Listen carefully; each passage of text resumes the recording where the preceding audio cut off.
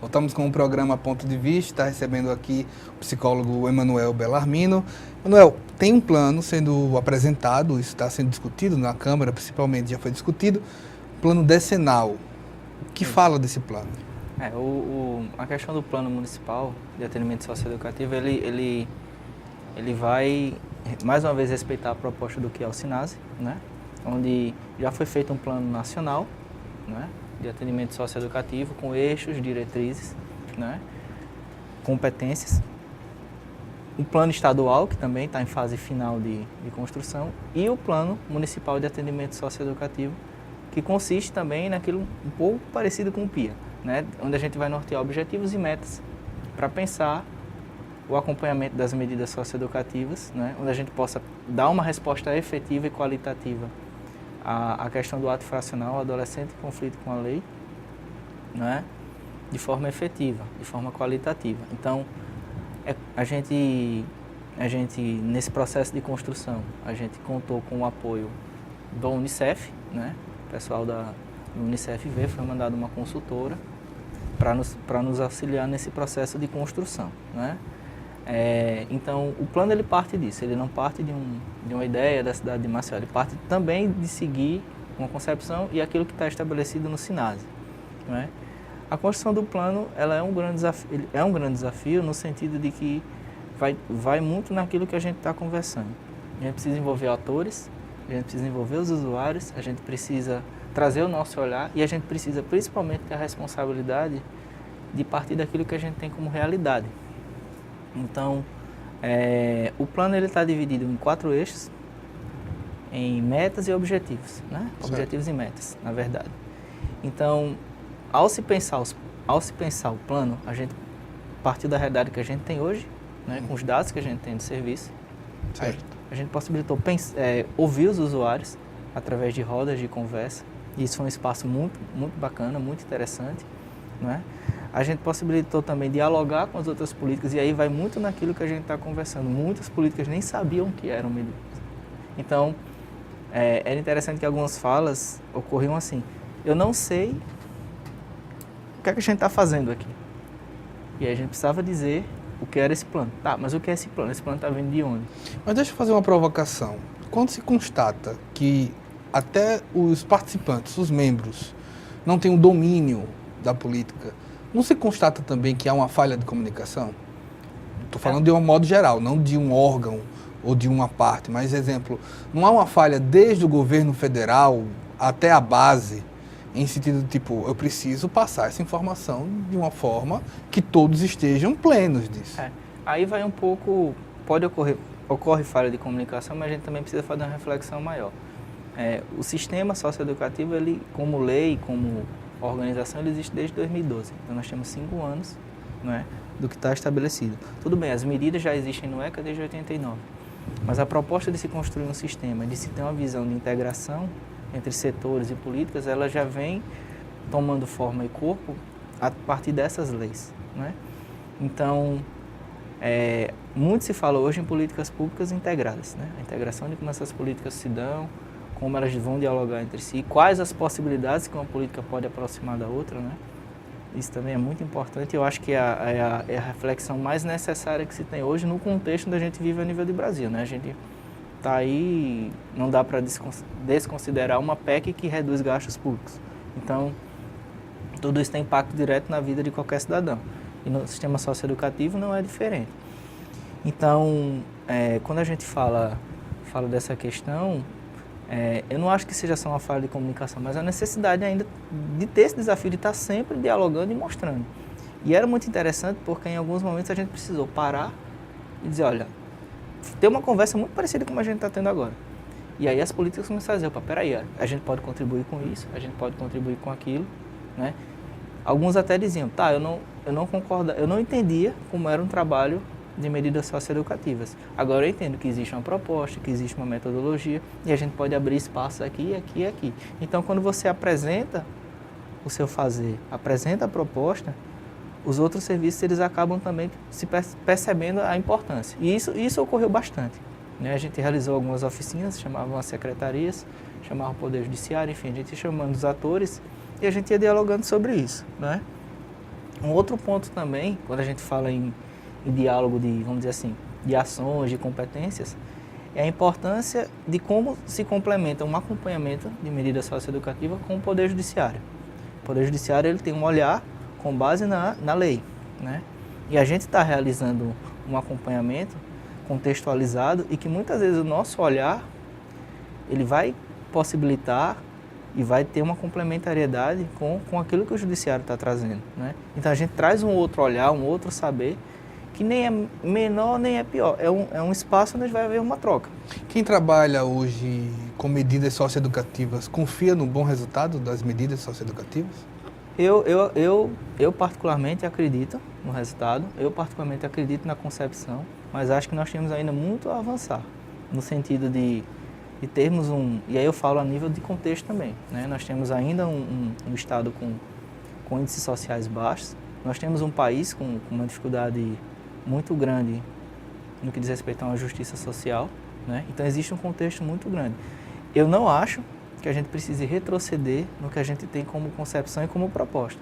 A gente precisa avançar, a gente precisa sempre estar, a gente já tem uma base que é muito sólida, né? Tanto de concepção como de serviço. A gente precisa avançar, a gente precisa provocar outros espaços, né? Então, quando se fala em resultado, o resultado ele envolve um todo. Exato. Aí abre para essa pergunta, o que é um bom resultado em sociedade? Ele envolve um todo, ele envolve não apenas um adolescente que vai cumprir uma medida de forma satisfatória e redefinir, né, as suas relações, ressignificar, mas também que esse adolescente ele seja sujeito de direitos, ou seja, que ele possa se inserir qualitativamente nos espaços, nas políticas. Não é? Mas a minha dúvida, é palpável esse resultado? Por exemplo, você recebeu, tem 6 meses de um trabalho, estou falando de uma forma hipotética.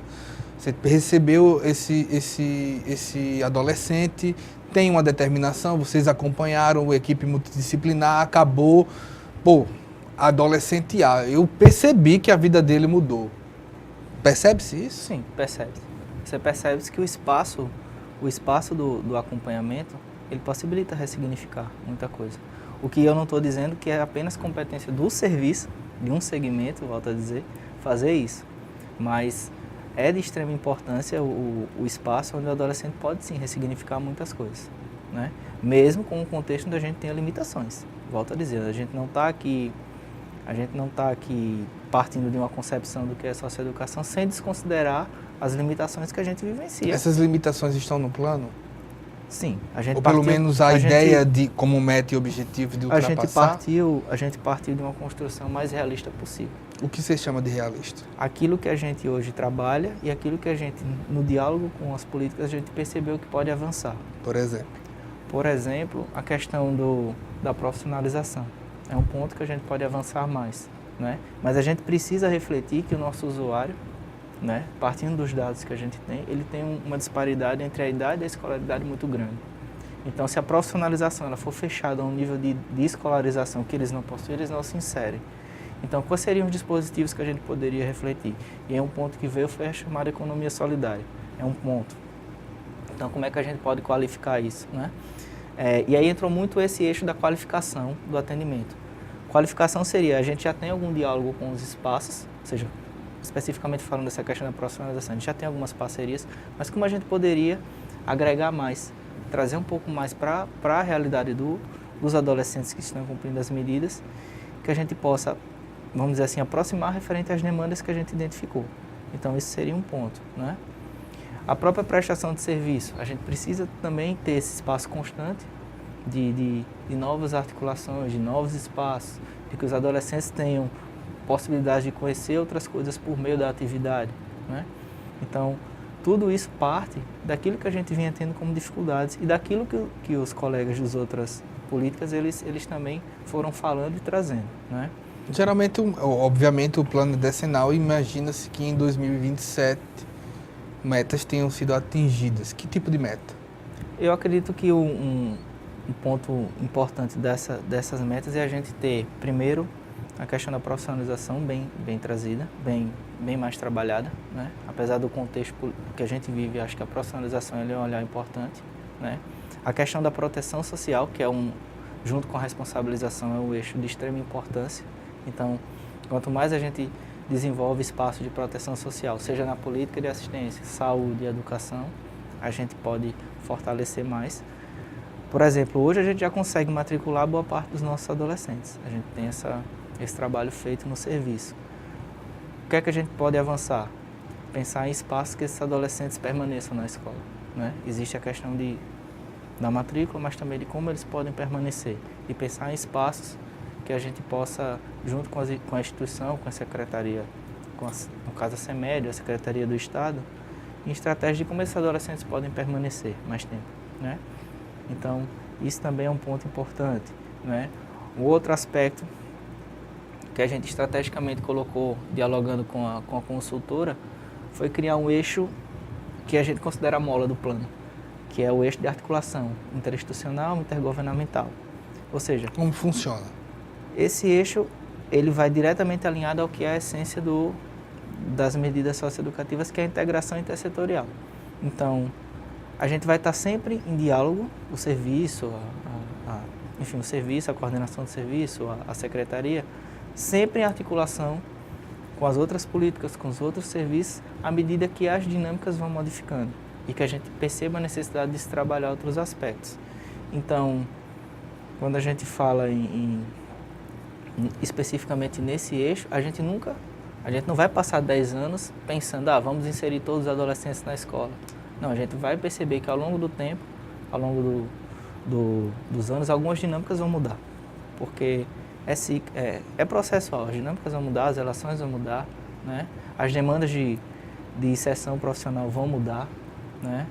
Então, você falou 2 vezes sobre matricular esses alunos. Existe algum tipo de ligação desses adolescentes com a ausência da escola? Sim. Como é que dá essa relação? A gente percebe que geralmente o adolescente que é acompanhado pelo serviço, ele tem digamos assim, um tempo já fora da escola, né? E é interessante voltar para aquela reflexão de que o ato infracional é um contexto. Então, muitas vezes eles estão fora da escola, não possuem uma perspectiva de profissionalização, não tem espaços onde ele possa falar a respeito daquilo que ele vivencia, que ele tem como referência na comunidade dele, né? Então, alguns adolescentes estão fora da escola. E é trabalhado a importância de voltar para a escola, de redefinir o espaço, sempre levando em conta também como é para esse adolescente estudar, quais são as dificuldades que ele tem, quanto tempo ele está fora da escola, né? É feito o acompanhamento nas escolas também, ou seja, há um diálogo com as instituições, né? Então, existe sempre são 2 questões que andam juntas, é o espaço de inserção e, de fato, efetivamente, como esse adolescente ele se insere e que, digamos assim, como ele se implica nisso, né? E isso no acompanhamento também é levado em consideração.